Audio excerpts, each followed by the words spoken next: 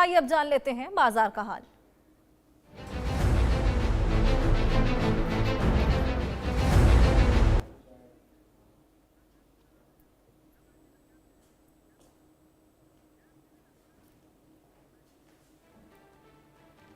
तो गुरुवार को शेयर बाजार में गिरावट दर्ज की गई और दोनों इंडेक्स गिरावट के साथ बंद हुए। मेटल, पावर, रियलिटी और मीडिया में 1.5 से 2.5% की गिरावट दर्ज की गई। हालांकि एफएमसीजी, ऑटो और आईटी मामूली बढ़त के साथ बंद हुए। बीएसई मिड कैप इंडेक्स में 1.2% और स्मॉल कैप इंडेक्स में 1.5% की गिरावट दर्ज की गई। Asian paints, InterGlobe aviation, M&M, Reliance industries, UltraTech cement Nifty के टॉप गेनर्स रहे।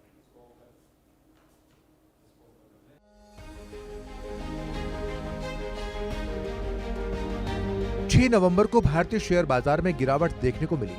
निफ्टी 25,500 के आसपास बंद हुआ। करीब 1174 शेयर्स में तेजी रही तो 2,855 शेयर्स में गिरावट रही और 130 शेयर्स में कोई बदलाव नहीं हुआ। कारोबारी सत्र के अंत में सेंसेक्स 148.14 अंक यानी 0.18% की गिरावट के साथ 83,311.01 पर बंद हुआ तो निफ्टी 87.95 अंक यानी 0.34% की गिरावट के साथ 25,509.70 पर बंद हुआ। टॉप गेनर्स की बात करें तो Asian paints, InterGlobe aviation, Mahindra and Mahindra, Reliance industries और अल्ट्राटेक सीमेंट के शेयर्स में सबसे ज्यादा तेजी देखी गई। वहीं Hindalco, Grasim industries, Adani enterprises, power grid corporation और इटर्नल के शेयर्स में सबसे ज्यादा गिरावट देखने को मिली। सेक्टरल इंडेक्सेस की बात करें तो मेटल, पावर, रियल्टी और मीडिया में 1.5 से 2.5% की गिरावट दर्ज की गई। हालांकि एफएमसीजी, ऑटो और आईटी मामूली बढ़त के साथ बंद हुए। बीएसई मिड कैप इंडेक्स में 1.2% और स्मॉल कैप इंडेक्स में 1.5% की गिरावट दर्ज की गई। एक्सपर्ट्स का मानना है डेली टाइम फ्रेम पर निफ्टी 21 EMA से नीचे फिसल गया है, जो कमजोरी का संकेत है। हालांकि ये 25,450 के आसपास स्थित पिछले स्विंग हाई के सपोर्ट लेवल की ओर गिर गया है। आगे अगर निफ्टी 25,450 से नीचे गिरता है तो शॉर्ट टर्म रुझान और कमजोर हो सकता है। दूसरी ओर अगर ये 25,450 से ऊपर बना रहता है तो रुझान में बदलाव हो सकता है। Business desk, India news.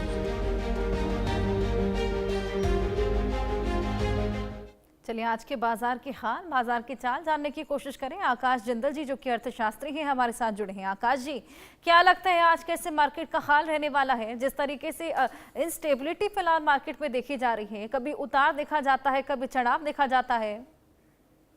जी हर्षा जी, देखिए आज मार्केट के लिए सबसे इंपॉर्टेंट है, एज एन इकोनॉमिस्ट मैं कहूंगा, चाइना से आने वाला डेटा।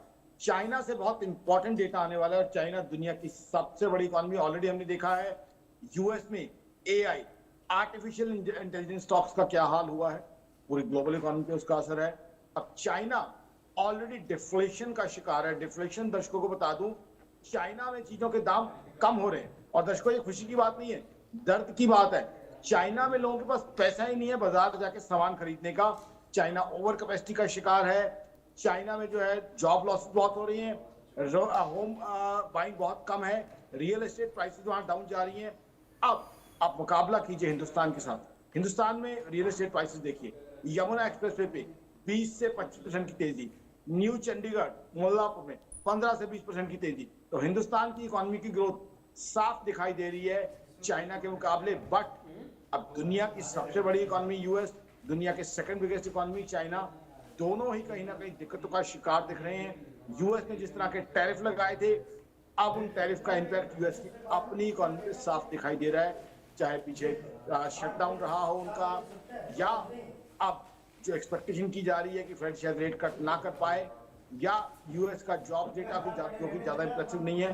तो कहीं ना कहीं ग्लोबल इकोनॉमी पे खड़े हुए सवाल जो हैं वो इंडियन मार्केट्स पे भी इंपैक्ट कर रहे हैं, क्योंकि मार्केट्स क्या होती हैं, मार्केट्स मैक्रो लेवल पे इकोनॉमी को रिफ्लेक्ट करती हैं, इकोनॉमिक एक्टिविटी को रिफ्लेक्ट करती हैं। तो अब चाइना से आने वाला डेटा बहुत इंपॉर्टेंट है, वो बताएगा कि ग्लोबल इकोनॉमी की दिशा और दिशा क्या कहती है, क्योंकि China already clearly slow down का शिकार है। ठीक है, जीडीपी ग्रोथ उनकी 5% से ऊपर दिखाई दे रही है, बट हालात क्या है वहां पे जॉब लॉसेस को लेके।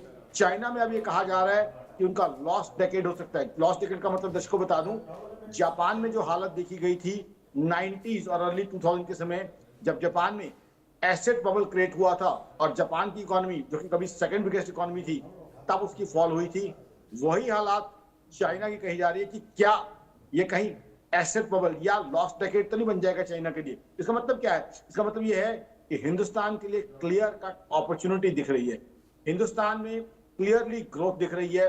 ऑलरेडी 7.8% की ग्रोथ हम दिखा चुके हैं। और आप देखिए चाइना में जब कंज्यूमर बाइंग बहुत कम है, हिंदुस्तान में देखिए कंज्यूमर बाइंग नवरात्र के समय, दिवाली के समय, ना सिर्फ दिवाली तक बल्कि पोस्ट दिवाली जो वेडिंग सीजन आता है उसमें भी कंज्यूमर बाइंग बहुत जोर से, बहुत जोश के साथ दिखाई दे रही है। तो कहीं ना कहीं हिंदुस्तान की इकोनॉमी का दमखम क्लियरली दिख रहा है। और ये वो पीरियड है जो पोस्ट यूएस टैरिफ्स है। हम सब जानते हैं अगस्त में यूएस ने टैरिफ लगाए थे हमारे ऊपर 50%। उसके बावजूद हिंदुस्तान की अपनी कंजम्पशन, हिंदुस्तान की डोमेस्टिक बाइंग जो है वो क्लियरली स्ट्रेंथ दिखा रही है। जबकि चाइना का मैं आपको बता चुका हूं, यूएस की इकोनॉमी के हालात बता चुका हूं। बिल्कुल, चाइना के आंकड़े आज खासा एक डिसाइडिंग फैक्टर रहने वाले हैं, खासा इम्पैक्टफुल रहने वाले हैं। इसके अलावा अगर तमाम और फैक्टर्स की बात करें, क्या लगता है इस उतार चढ़ाव की क्या मेन वजह निकलकर सामने आ रही है? क्योंकि काफी लंबे समय से हम देख रहे हैं, कभी हरियाली छाती है, कभी लाली छाती है। हालांकि फेस्टिव सीजन में हमने देखा था थोड़ा सा मार्केट अप हुआ था, लेकिन अभी फिलहाल कौन से वो फैक्टर्स हैं जो बेहद ज्यादा इम्पैक्ट इस मार्केट को कर रहे हैं? हर्षा जी, सबसे इंपॉर्टेंट फैक्टर मैं कह सकता हूं, अक्टूबर में हमने देखा फॉरेन पोर्टफोलियो इन्वेस्टर्स बायर्स रहे और वही हमारे लिए बहुत स्ट्रेंथ का पॉइंट है। जहां आप जिस पीरियड की बात कर रही हैं, दिवाली पीरियड की आप बात कर रही हैं, फेस्टिवल सीजन की बात कर रही हैं, फॉरेन पोर्टफोलियो इन्वेस्टर्स ने उस टाइम मेजर बाइंग की है हिंदुस्तान में। अब ये चीज सबसे नोटवर्दी है कि that buying was done while Indian economy was facing tariffs. US had imposed tariffs, the tariffs came effect from 27th August. Post those tariffs we had foreign portfolio investors flowing in. So what does that show, Harsha ji? That clearly shows that global investors, they think that Indian economy has intrinsic value, intrinsic strength is there in Indian economy. That's why they came to us. तो तभी जो है उसमें हरियाली जो है दिखाई दी। जहां तक आपने वॉलेटिलिटी की बात कही, तो वॉलेटिलिटी तो मार्केट्स का फंडामेंटल एट्रीब्यूट है, तो वॉलेटिलिटी मार्केट में हमेशा बनी रहेगी। बट हिंदुस्तान की इकोनॉमी की स्ट्रेंथ क्लियरली दिख रही है। आकाश जी, बिल्कुल सही बात आपने कही कि मार्केट में उतार चढ़ाव तो खैर चलता ही रहता है। ये तमाम फैक्टर्स अब देखना होगा कब तक ये स्टेबिलिटी कायम होती है। अब जल्द ही मार्केट का हाल भी आज पता लग पाएगा। बहुत शुक्रिया आपका ये तमाम इंसाइट्स हमारे साथ शेयर करने के लिए। इन्हीं अपडेट्स के साथ वक्त छोटे से ब्रेक का।